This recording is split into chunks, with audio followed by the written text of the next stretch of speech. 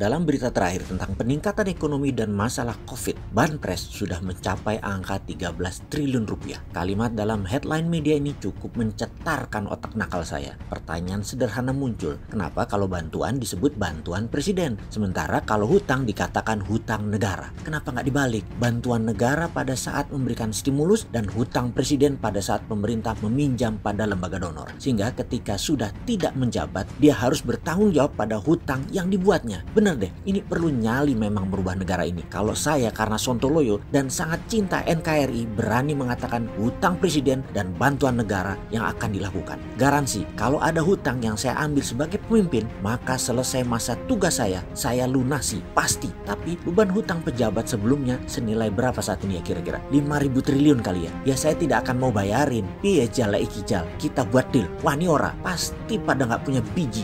Lebih baik jangan pilih Mardigu jadi presiden.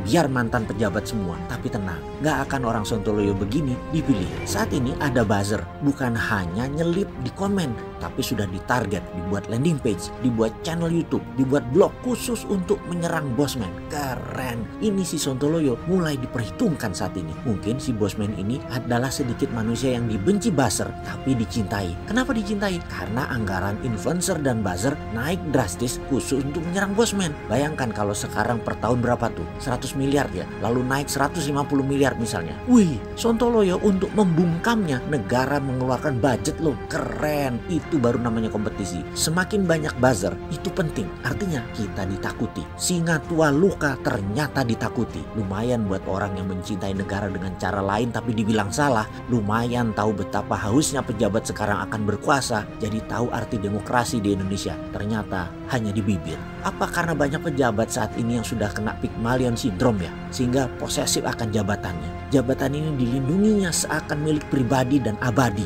dan dibawa sampai mati. Wahai sahabat milenial dan zoomer, tahu nggak apa itu Pygmalion Syndrome? Oke, saya ceritakan sedikit muasalnya. Ini sedikit hikayat Yunani. Ada seorang pematung kenamaan bernama Pygmalion. Suatu hari dia membuat patung wanita yang indah dari sebuah gading. Wanita cantik. Ternyata saking cantiknya, Pygmalion jatuh cinta pada patung tersebut. Dia perhatikan, dia liatin, dia sempurnakan, dan kemudian dia berdoa dengan kencang meminta para dewa agar patung itu bisa jadi manusia, bisa hidup. Pygmalion berdoa dengan sangat tulus dan menggetarkan hingga jagat dewa Brata pun akhirnya menyetujui, dan turunlah Dewi Afrodit dalam sebuah malam persembahan dan menghidupkan patung indah tersebut menjadi wanita cantik bernama Galatea, dan mereka pun menikah. Pygmalion sangat protektif terhadap Galatea hingga akhirnya menyengsarakan dirinya sendiri. Begitulah pejabat kalau terkena Pygmalion Syndrome. Sindrom ini akan memprotek Galateanya sehingga tidak melihat kecantikan di tempat lainnya, sehingga tidak bisa melihat karya indah lainnya. Bahkan fansnya Pygmalion pun terpesona